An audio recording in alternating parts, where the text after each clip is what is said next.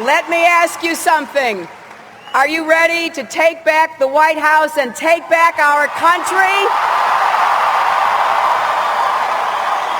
Well, so am I, and I am so ready to see Virginia in the winning Democratic column in November.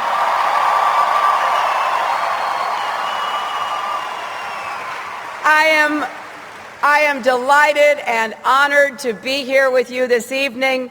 I want to thank Delegate Jennifer McClellan for not only that introduction, but her commitment to public service and leadership.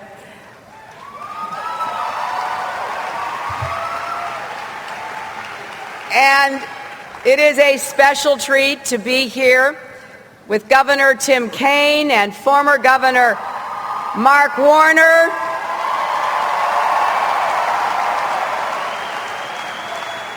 current Richmond Mayor and former Governor Doug Wilder. I want to thank you so much for sending Jim Webb to the Senate.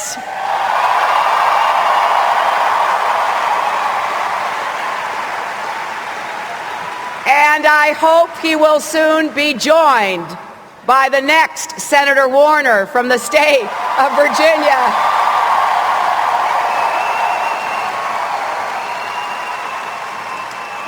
And I want to acknowledge your congressional delegation, Congressman Moran and Scott and Boucher, and the executive director of the party, Amy Rieger, who's done a wonderful job at this huge Jefferson-Jackson Day dinner. Now, let me ask you for a moment to imagine that it is finally January 20th, 2009.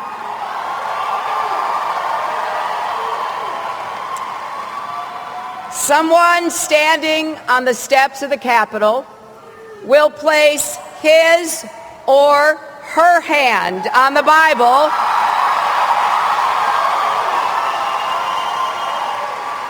and be sworn in as the 44th President of the United States. Our task tonight is to make sure that president is a Democrat.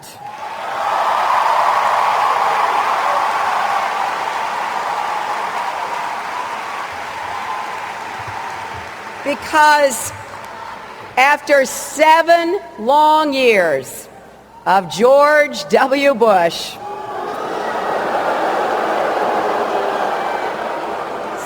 7 years of incompetence, corruption, and cronyism, 7 years of government of the few, by the few, and for the few, the next president will face tremendous challenges. As the president walks into the Oval Office, waiting there will be 2 wars, an economy in trouble, the health care crisis, the energy crisis, all of the problems that I hear about every day from people across America. People who whisper to me about the mortgages they can't afford, the medical bills that wiped out their life savings, the tuition bills that cut short their children's dreams. People who work the day shift and the night shift because they want the world for their children. People whose names don't make the headlines, but who have always written America's story. It's about the woman who grabbed my hand and told me her insurance company wouldn't pay for the treatments her child needed.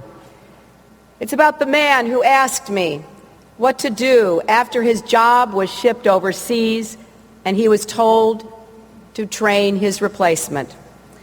It's about the couple so determined to send their daughter to college, they mortgaged their home with a subprime mortgage and now may lose that as well. It's about the dedicated government employees who stop me and tell me that they are working hard despite the all-out assault on government workers by this administration.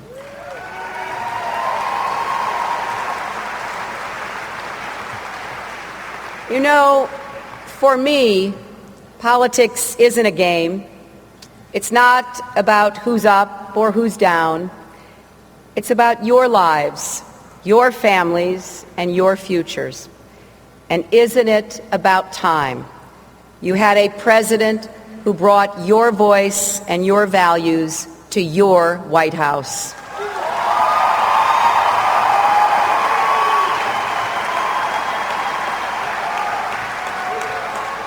This election is also about all those Americans who want to seize this moment to build the kind of future that we know awaits. It's about teachers determined to see their students succeed in this new century, and young people hungry for opportunities their parents never dreamed of. It's about the businesses and the unions training people for green-collar jobs, the high-wage, high-skill, clean energy jobs of the future.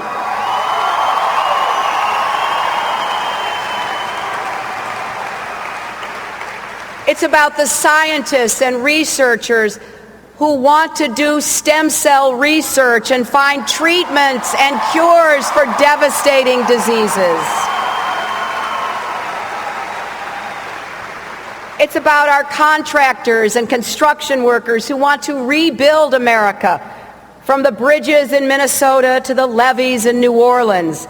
It's about our men and women who wear the uniform of our country, who deserve a commander-in-chief who knows they are magnificent, but that force should be used as a last resort, not a first resort.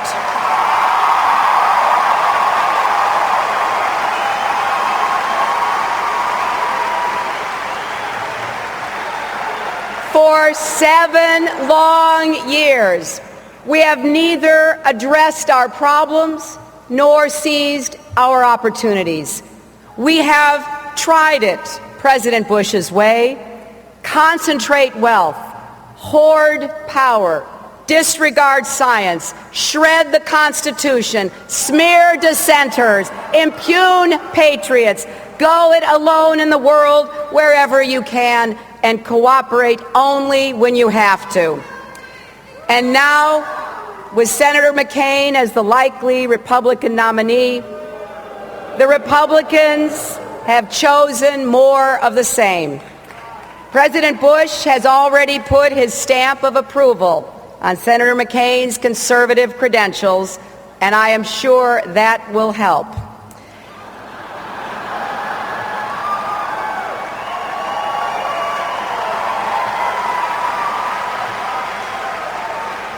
Now, I understand there are some people who say they can't tell the difference between me and George Bush. Well, I don't think anyone here believes that the Republicans are confusing me and George Bush. And certainly, having fought George Bush every day for the last 7 years, I will be among those most happy to finally see the moving van leaving the White House.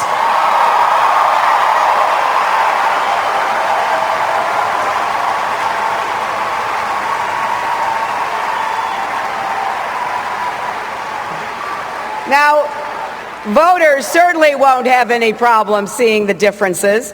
Senator McCain wants to keep troops in Iraq for 50 to 100 years. I will start bringing them home within 60 days of becoming president of our country.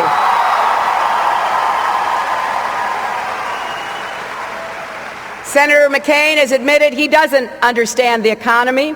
I have a strategy to end the housing crisis, create 5 million new clean energy jobs, and rebuild a strong and prosperous middle class again.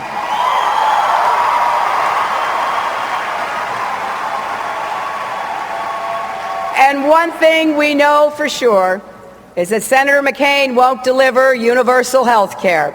In fact, I am the only candidate left in this race, Democratic or Republican, with a health care plan to cover every single man, woman, and child.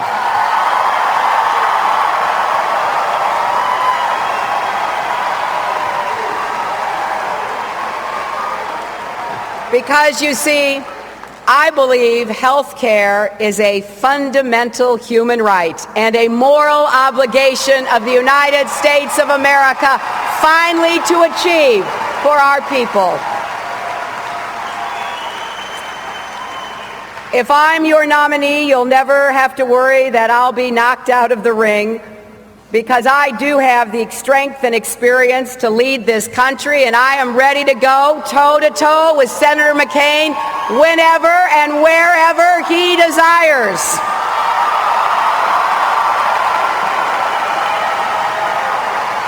I am ready to make the case for the Democratic Party, from universal health care